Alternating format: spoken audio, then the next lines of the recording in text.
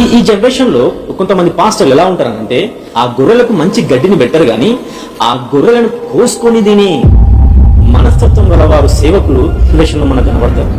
ఇలాంటి మనస్తత్వం ఉన్న సేవకులు దేవుని చేత ఏర్పరచబడ్డవారు కాదు.